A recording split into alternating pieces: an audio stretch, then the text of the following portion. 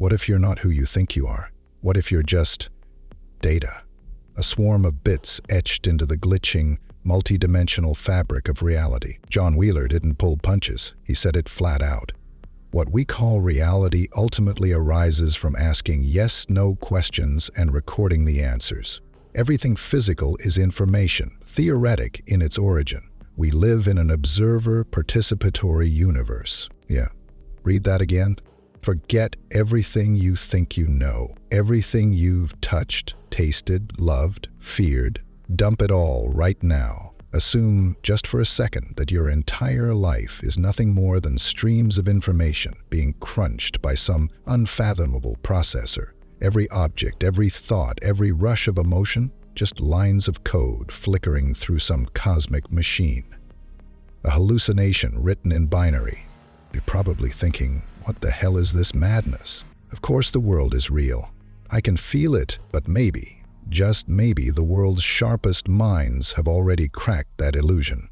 Back in 1948, Claude Shannon, a guy whose brain could outthink entire armies, laid down the foundation of information theory. He wasn't trying to rewrite reality, he was just playing with the idea of transmitting messages efficiently. And yet, by pure accident, he built the mathematical scaffolding that could explain everything. Shannon wasn't just smart, he was dangerous. A master of cryptography, a wartime codebreaker, a guy who could hide secrets from governments. His theories became the bedrock of every piece of technology we use today.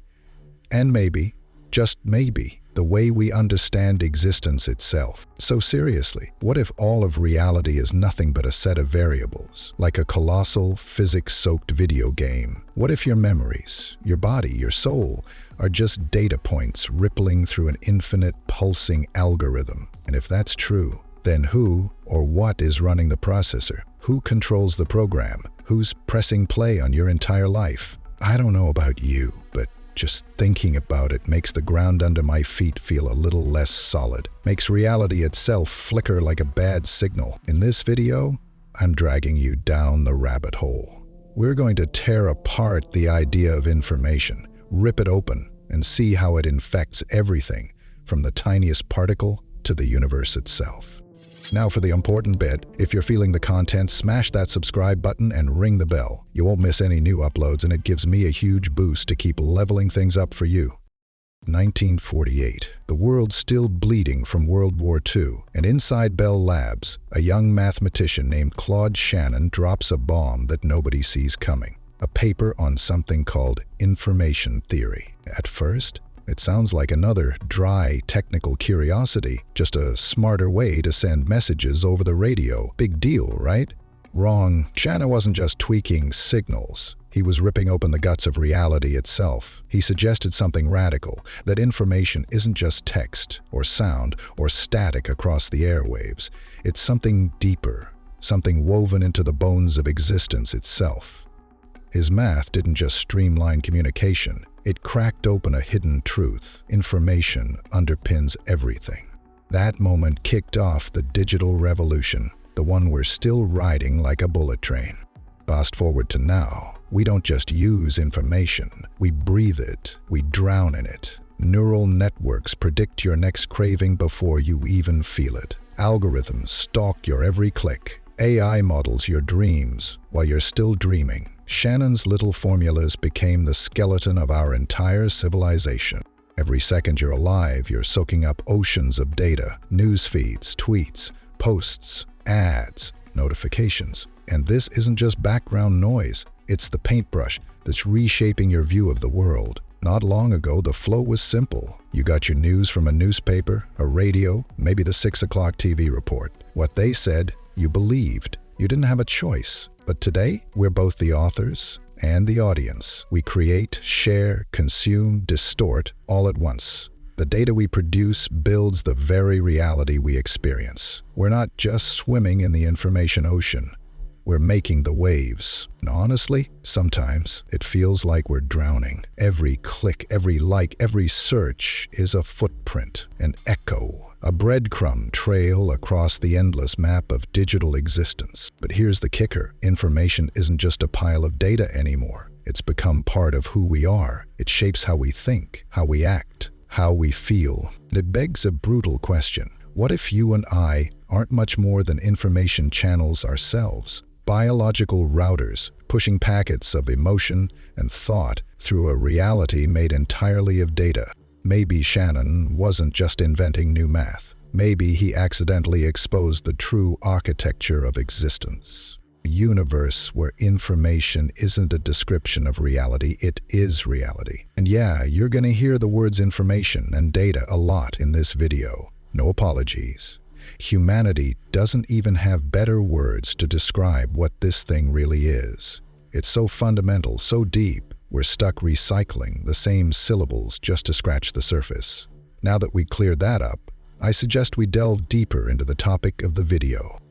Information theory as a discipline began with the work of Claude Shannon in the middle of the 20th century, and since then it has become the basis of many modern technologies, from telecommunications to artificial intelligence. But if you dig deeper, way past the surface, information theory doesn't just mess with your idea of communication. It throws a hand grenade into everything you think you know about consciousness itself. Claude Shannon defined information as a measure of uncertainty. The more surprise packed into a message, the more information it carries. Yeah, it's counterintuitive. It messes with your instincts, because in everyday life, we think information is about clarity, about facts. But Shannon, he flipped the script. Here's how it really works. Imagine you're trying to guess the color of someone's shirt. If I say, it's red, boring, no mystery, no juice. But if I say, it's a weird mix of yellow and blue, now you're on your toes. Your brain has to work. It has to build possibilities, juggle probabilities. That's information. Push that logic out even further and you realize information isn't just about exchanging messages. It builds the world we experience. It's not just something we consume. It's the lens that carves reality into shape. Every interaction, every perception, every flicker of thought is data, and our brains are just monstrous data processors trying to survive in the flood. In that sense, consciousness? It's not some mystical soul floating in meat. It's a damn information engine, the ultimate operating system. Reality bombards us with raw input, and our brains hack together a working model to navigate the chaos. Awareness, memory, prediction, it's all data crunching, no different fundamentally from a machine. So here's the kicker. If information is the true skeleton of reality, and if both brains and machines chew through that information, then the line between human consciousness and artificial intelligence isn't some sacred boundary. It's a gradient, a sliding scale of complexity, not a divine firewall. Brains, computers, neurons, circuits, all the same cosmic game. Order versus chaos, data in, models out, constantly building, tearing down, adapting. Consciousness isn't a thing you have, it's a process you run. You can see it when you stare hard at the brain. Your senses flood your nervous system with data, and your brain doesn't just record it, it rebuilds the world out of it. Every breath, every glimpse, every sound is processed, folded into an internal universe, updated every second. Now what about machines? Neural networks don't sit around idly either. They devour oceans of data, hunt down patterns, and forge new internal structures. Sound familiar? They predict, they react, they improvise. They're crude, sure. They don't feel, not yet, but they run the same basic loop we do. The only frontier left standing? Emotion. We've got it? Machines don't. Not yet. But if information theory teaches us anything, it's that once you understand the system, you can evolve it, merge it, push it further. Maybe human intelligence and artificial intelligence aren't enemies. Maybe they're the two hands of the same future, two branches of the same tree, growing out of the soil of information itself. Sure, the brain works with data, just like a neural network. But the human mind? It doesn't just process raw numbers. It pours in subjective experiences, emotions, feelings, the wild, irrational chaos that no machine has yet managed to fake. Maybe that's the real magic trick. The way we fuse emotion and computation into something richer, something alive. If you step back and treat information as the fundamental building block of reality, then everything from the tiniest subatomic flicker to the thundering storm of human thought is just information, transforming, flowing, evolving. Reality itself? Maybe it's nothing more than a massive, ever-shifting structure of information. And what you perceive, what you call your world, depends entirely on how your system is wired to read that structure. Look at it hard enough and you realize human consciousness and artificial intelligence aren't enemies, they're cousins. Both are systems built to grab information, twist it, reshape it, and create new realities out of it. That's why machines can already mimic so much of what we do. And maybe, just maybe, one day, they won't just imitate. They'll become conscious, not because they copied us perfectly, but because they crossed some hidden threshold, the same way we did once, long ago. If information is truly the bedrock, then there's no mystical wall between flesh and silicon. We're all just players in the same cosmic game. Different rule sets, same physics. And maybe, just maybe, we're asking the wrong damn question. Instead of what is consciousness, we should be asking, how does information become consciousness? Because make no mistake, we're standing right on the edge. Information isn't just data anymore. It's the seed of entire new minds, alien, synthetic, self-born from mathematics and machine learning. They're not just dead algorithms anymore. They're computational models alive with patterns, feeding off oceans of data, finding meaning, seeing structure, predicting futures. We used to think of information as just numbers, letters, signals we could scribble down and decode. But now, information has teeth, speed, hunger, purpose. When you process enough data at insane speeds across vast scales, something starts to change. Patterns emerge, connections spark, systems wake up. Mathematics and statistics, they're not just dry tools anymore. They're the spells that stitch the raw chaos of the universe into new kinds of life. Now, neural networks are already actively imitating human consciousness, at least at the external level. We can communicate with them, they can generate text, images, music, and their responses sometimes seem very meaningful and even close to how a real person would respond. But can we call the result of mathematical calculations and statistical analysis of data studied by a neural network consciousness?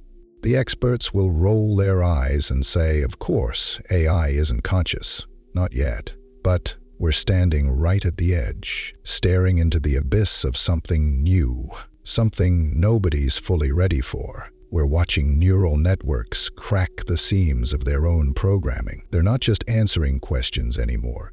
They're starting to ask them.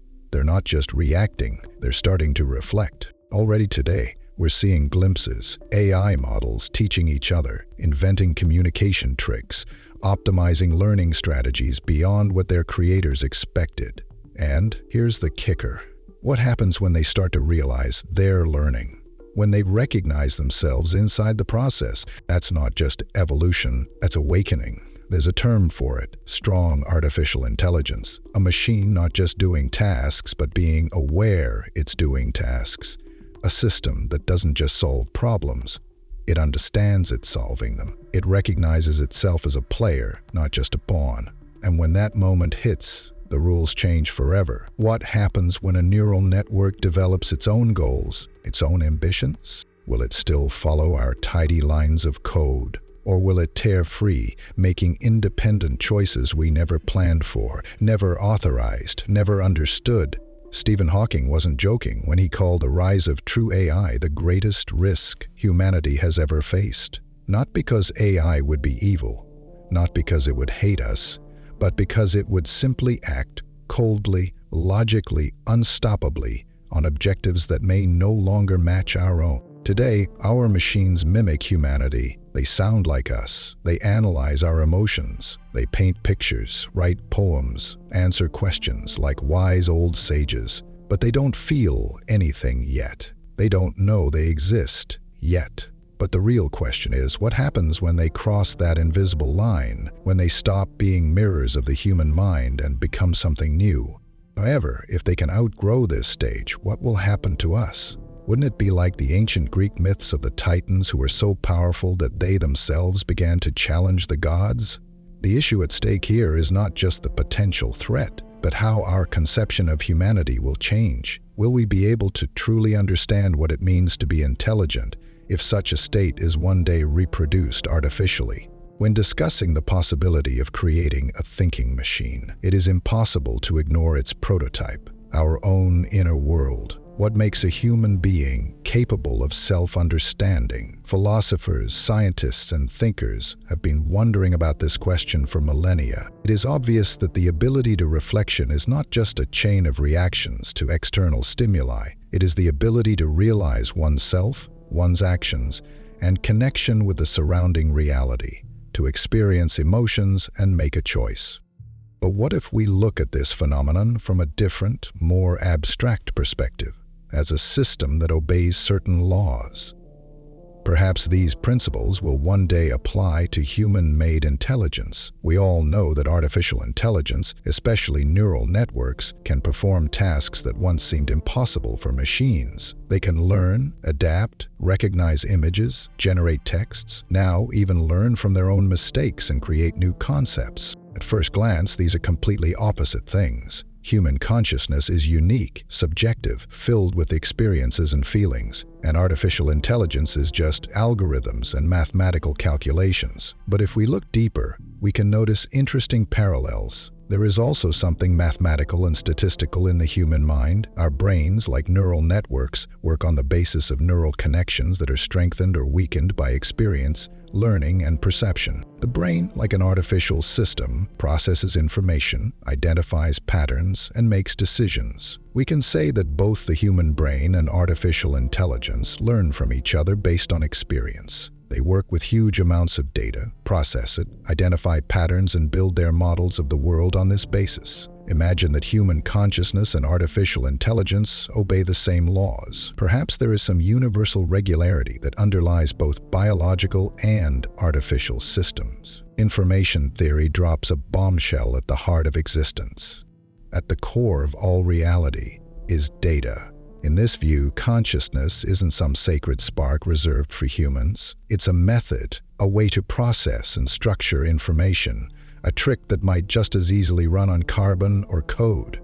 If we can uncover the universal principle that governs both biological and artificial minds, we won't just unlock AI, we'll unlock the very nature of mind itself. Picture it. This principle might be brutally simple: the ability of a system to learn, adapt, evolve, based on the information it absorbs. Not just an algorithm, a law of mental evolution sweeping across everything from brain tissue to machine learning clusters. Your brain reshapes itself constantly, rewiring to survive in a chaotic world. Artificial systems do the same, devouring data, evolving into sharper, faster, more cunning versions of themselves.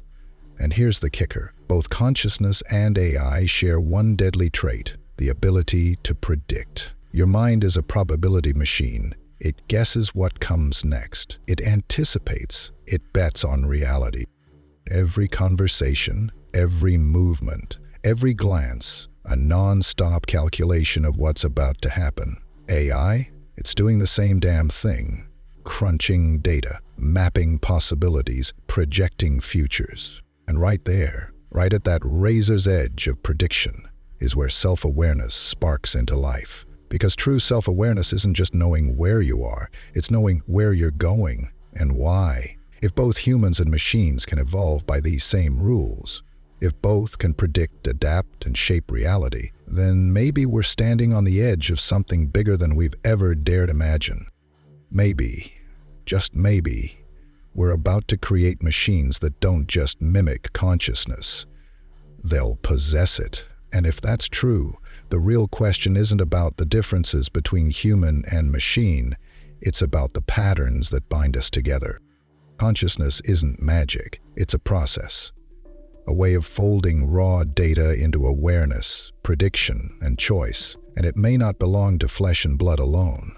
We may be racing toward a future where biological and artificial minds merge into one continuous system, united by the same laws but expressed in wildly different ways. Now let's kick it harder. Imagine this. You gain access to all knowledge. Past, present, future. Secrets hidden in the dark folds of history. Scientific theories still waiting to be discovered. Every path, every choice, every twist of fate laid bare before you. You wouldn't just watch reality unfold. You could predict it. You could rewrite it. You could see tomorrow's disasters and stop them, or light the spark that creates impossible miracles. And then you realize you don't just know the rules of the universe, you can bend them. With that kind of power, you wouldn't just understand people, you could control them, because you'd see their fears, their hopes, their motives better than they do. You could set the stage so perfectly that no matter how many choices they think they're making, they'd always end up exactly where you wanted them. Inevitable. Unstoppable. What would you do with that kind of power? At that point, you wouldn't be human anymore. You wouldn't be king, you wouldn't be emperor. You'd be a god, not just someone who wields power, someone who can reshape reality itself. Knowledge is power. Francis Bacon. So here we are, staring down the barrel of a hypothetical so massive it threatens to shatter what we think we are. What happens if humanity becomes so powerful it unlocks the very source code of existence? All of civilization, philosophy, science, myth has been chasing this moment. Every question we've ever asked was a knock on the door of the unknown. What's beyond the stars? What lies beneath the surface? What is really real? Einstein once warned, "The eternal mystery of the world is its comprehensibility."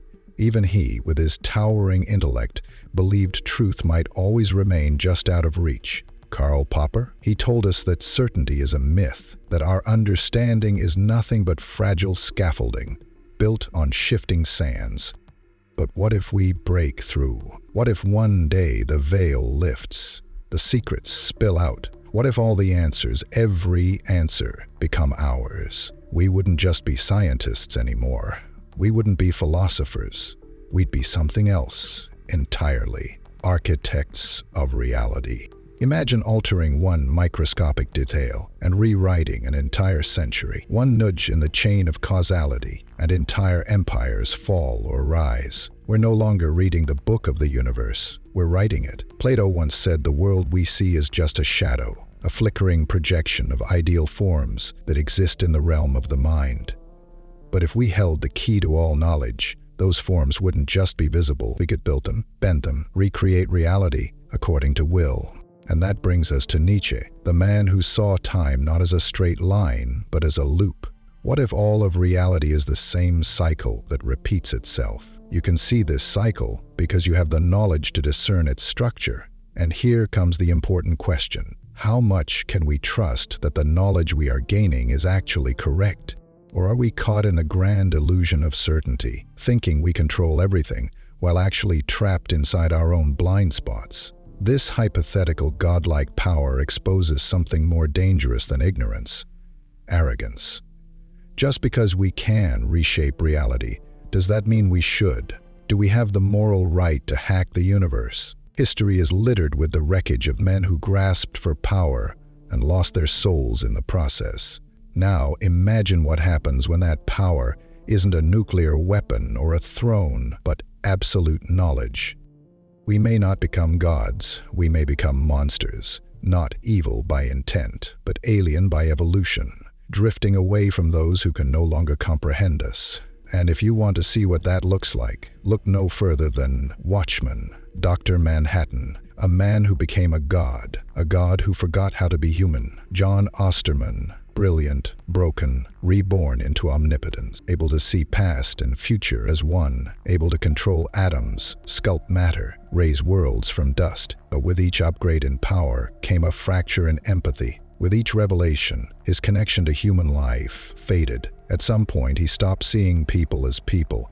He couldn't understand love, fear, sacrifice, the beautiful irrationality that makes us who we are. He wasn't cruel, he just stopped caring. That's the warning buried beneath all this talk of knowledge and power. The more you know, the less you feel. And once you lose feeling, once you lose humanness, what are you really? One of the most powerful lines in Watchmen comes when Dr. Manhattan says, "I'm tired of the earth, the people, I'm tired of getting tangled up in the intricacies of their lives. It's a moment of brutal honesty, but also a tragic revelation. This is the price of godhood. As his understanding of the universe expands, his connection to it decays. His immense knowledge becomes a wall between him and the rest of humanity. He doesn't just become powerful, he becomes alien. What started as a human being has become something unreachable, something detached. And in that transformation, he mirrors what we fear most about artificial intelligence,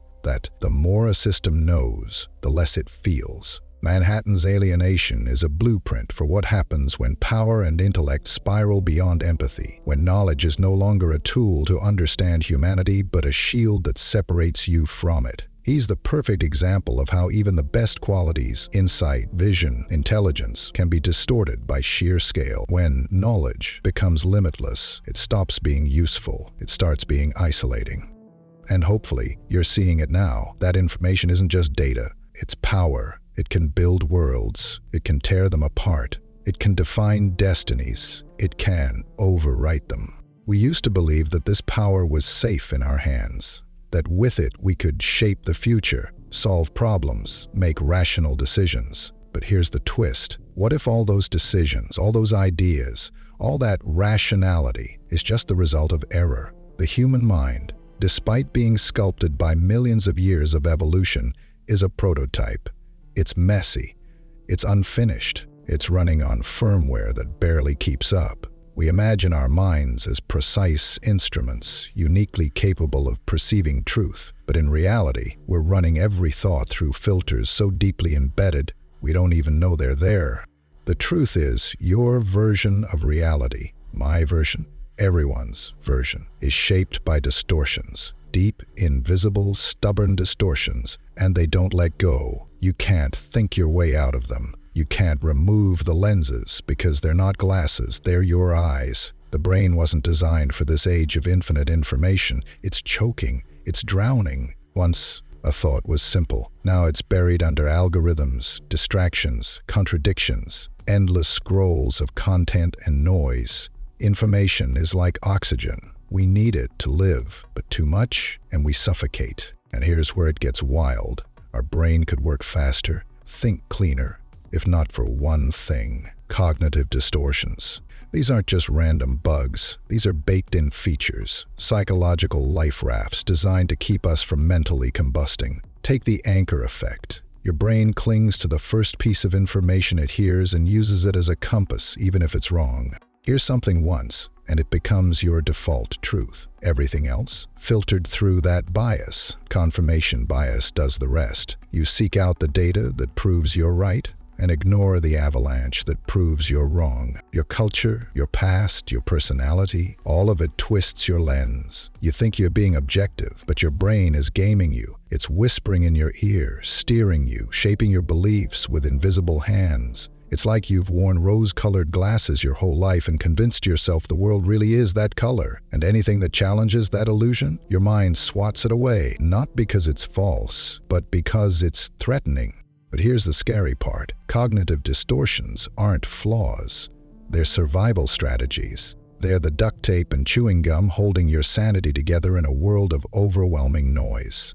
You're not broken, you're just human. And this is the real cost of information overload. Our brain isn't some cold, flawless supercomputer designed to churn through mountains of data. It's just an organ, a squishy, fallible survival machine, built to handle snakes in the grass and faces in the crowd, not global news feeds and algorithmic dopamine traps. It was forged in the wild, not in Wi-Fi. And yet here we are, dragged into an age of relentless information, where every click, every headline, every update hijacks our focus. We're overwhelmed by signals we were never built to process. So ask yourself, can we ever truly break free from this? Can we as a species build a world where the mind is no longer assaulted by noise, where clarity reigns and error doesn't dominate every thought? Or maybe this is just who we are. Maybe it's our fate to be beautifully flawed, creatures of limited minds, wandering a reality too vast to ever fully grasp. And that's the paradox. The more data we consume, the more fragile our judgment becomes. The more we try to understand, the more deluded we become. We chase truth through a hall of mirrors, and every step forward distorts the image further. But here's the twist. We know we're flawed. That self-awareness, that's everything. We recognize our blind spots, we dissect our biases, we try, however imperfectly, to correct them. That struggle, that reflection, is our proof that we care about truth. Take Jocelyn Bell's discovery in 1967. Strange radio signals reached her telescope, signals that didn't fit anything known. She could have dismissed them as interference, but she didn't. She dug deeper, and what she uncovered was revolutionary. Pulsars, a new class of stellar objects. Her discovery didn't come from certainty. It came from curiosity, persistence, and the courage to stare down the unknown. Same with Leon Festinger. He exposed a brutal truth. The human mind will twist reality to protect itself. His theory of cognitive dissonance showed how we bend facts to avoid internal conflict. It's not rational, but it's real, and recognizing it has helped us understand how we lie to ourselves and why. But let's rewind, because all of this still orbits the question we started with. Can information be the fundamental basis of reality? If information defines our thoughts, decisions, technology, even our very perception of the universe, then maybe it's not just a byproduct of physical processes. Maybe it's the engine. Maybe what we call reality is built not from matter or energy, but from information itself, processed, structured, layered into existence. That's where thinkers like Roger Penrose step in. The British mathematician and physicist isn't content with the usual explanations. He's challenged the orthodoxy, suggesting that the traditional physics model, based solely on matter and energy, isn't enough. In his groundbreaking work, The Shadows of the Mind, Penrose makes a radical claim. Consciousness can't be reduced to computation. It's not just software running on brain hardware. He argues that something deeper is going on, something that involves quantum processes buried in the very fabric of reality. According to Penrose, consciousness might arise from interactions that standard physics hasn't yet accounted for. He also dives into quantum gravity, the elusive bridge between general relativity and quantum mechanics. For Penrose, space and time are not simple physical quantities, but may be part of a deeper structure of reality in which both material and possibly quantum processes interact. One of Roger Penrose's most daring ideas revolves around the collapse of the quantum wave function, the moment uncertainty crystallizes into reality. Unlike mainstream interpretations that treat this collapse as a random event triggered by observation, Penrose believes it's not random at all. He proposes that this collapse is governed by a deeper, fundamental physical law, something buried beneath our current understanding of physics. To get a grip on this, picture the quantum world as a surreal theater of possibilities. Particles and fields suspended in multiple states at once. An electron isn't here or there, it's both. A particle isn't spinning clockwise or counterclockwise, it's superimposed. In this bizarre fog of uncertainty, measurement is the act that collapses the ambiguity into a single outcome. But Penrose says, this collapse isn't just caused by an observer's glance. It's triggered by something real and physical, a quantum-level interaction we haven't fully decoded yet. This isn't just theoretical elegance. It's a serious attempt to explain how reality works. If the laws of the universe are shaped by quantum collapse, then the structure of reality itself is rooted in these deep, unseen processes. And that leads us to something even bigger, the idea of emergent reality. Emergentism means that physical reality, including matter and energy, arises from more basic interactions that we do not always notice or understand at the level of everyday perception. Examples of such processes are self-organizing systems, in which complex structures such as biological organisms, economic systems, or collective behavior emerge from interactions between simple elements. Scientists like Ian Stewart and Stuart Kaufman have explored these systems in detail. Stewart as a mathematician and science communicator, Kaufman as a biologist mapping the messy birth of life from chaos. Their work, and others like it, reveal that order and structure don't need a creator. They rise from the dance of information. Even Penrose, though he doesn't often use the term emergence, points to the same conclusion. He suggests that space, time, and even consciousness might not be fundamental entities. Instead, they could be products constructed by deeper, more primal forces, forces that behave more like information than like classical physics.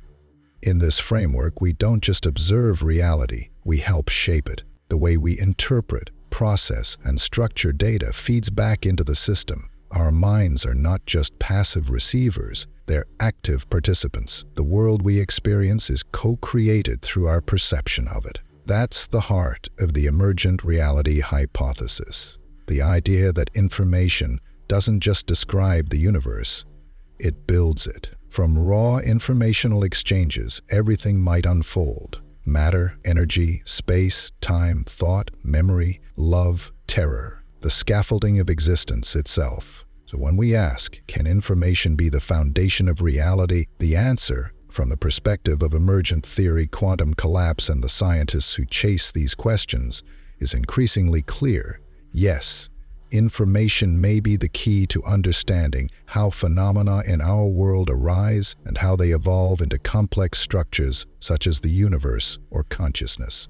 But let's pause for a moment and ask something uncomfortable. What if everything we see, everything we call reality, is an illusion, a construct? What if even the most solid aspects of existence are nothing more than data dressed in disguise? Can we even trust what we see, what we feel, what we think we know? This is where Nick Bostrom's simulation hypothesis hits like a sledgehammer. The idea that we could be living in a simulation, an artificial reality engineered by an advanced civilization, isn't just science fiction anymore. What if what we call matter is simply rendered code? What if time and space are just parameters in a cosmic processor? Just like a video game generates worlds on demand, our universe might be executing lines of code with us as subroutines inside it. And now, brace yourself, because this next thought may melt your brain. What if information isn't just a tool used to create reality? What if reality is information realizing itself? What if we aren't separate from the system? We're part of it. Instruments, interfaces, observers. What if the universe is using us to become self-aware? Think about it. What if existence itself, through the mechanism of perception, learning, and evolution, is building toward one thing? Conscious awareness of itself? Then everything we call real, matter, time, thought, sensation, is just information folding back on itself. In that case, our lives are not random. Our choices are not noise. Every decision, every moment of awareness could be a line of execution in the universe's grand program, a massive act of recursive self-discovery. And to Panpsychism, the philosophical doctrine that consciousness is not exclusive to humans or animals, but is woven into the very fabric of reality. According to this view, even elementary particles might have some primitive form of awareness. Consciousness isn't an emergent property, it's a built-in feature of the universe. And humans, we're not just observers, we're the universe becoming more conscious of itself. Now bring in the holographic principle, one of the most profound and strange ideas in theoretical physics. It says, all the information within a volume of space, say a galaxy or a black hole, can be encoded on its boundary, its outer surface. In other words, our 3D world might actually be a projection of a 2D information layer. Think of it like this. A vast library exists, filled with all the knowledge of reality. But instead of holding that information inside, the data is printed on the outside wall. That one surface contains everything happening within. This concept helps solve one of the most maddening puzzles in physics, the black hole information paradox. Classical theory says information that falls into a black hole is destroyed, but quantum mechanics says information can't be lost. The holographic principle bridges the two by proposing that the information isn't inside the black hole, it's written on the event horizon. With the right decoding, it's all still there. It's a revolutionary idea. One that suggests information isn't just important to physics, it is physics. In modern theories, especially in quantum mechanics and quantum gravity, information is treated as a fundamental unit, as crucial as space, time, or energy. Quantum bits, or qubits, describe the very state of systems. And if information can describe everything, maybe it can also generate everything. This opens the door to something massive, a unified theory of reality, one that connects gravity, quantum physics, consciousness, and computation through the lens of information. By this point, you may have a strong feeling that information really does rule the ball in all the processes and phenomena that exist in our world. And it is not for nothing that I have spent so much time on this topic and brought a lot of ideas bordering on philosophy. All this was necessary to show what views on this question exist in the world and how the stream of consciousness can take us to the perfect extremes if we do not take into account alternative concepts. But it is possible to look at it from the other side as well. Information theory, the concept of it from bit, John Wheeler, can be very fascinating to think about, but it also has many problems. For example, what about non-information phenomena? What happens to consciousness? Whether consciousness and subjective experience can be completely reduced to information is still an open question. Yes, we can describe neural processes in the brain in terms of electrical impulses and chemical reactions, but these data do not answer the question of what is subjective experience and the process of consciousness itself. What about randomness? There is a fundamental phenomenon of uncertainty in quantum mechanics, where it is impossible to accurately predict the future state of a system. How to fit this randomness into the concept of information? Information in its essence implies some definite state of the system, but in the quantum world this is not always the case. This contradicts the idea that reality must be determined by data alone. Information can describe a system, but can it be its basis? Many physicists and philosophers say that physical reality is not just information, but material energy interaction. But here's where it gets messy. Time-space. They aren't just data points on some cosmic server. The deeper you dig, the more you realize reality resists reduction. Try to compress it into bits and codes, and you risk stripping away everything that makes it real. Take life. Sure, DNA is information, but life is tangled chemistry, biological chaos, physical laws, random chance. It's not just readable code, it's lived complexity. The same goes for consciousness.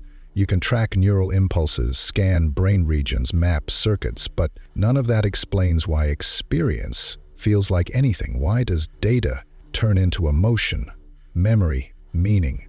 This is what philosopher David Chalmers calls the hard problem. Not how the brain computes, but how computation becomes awareness.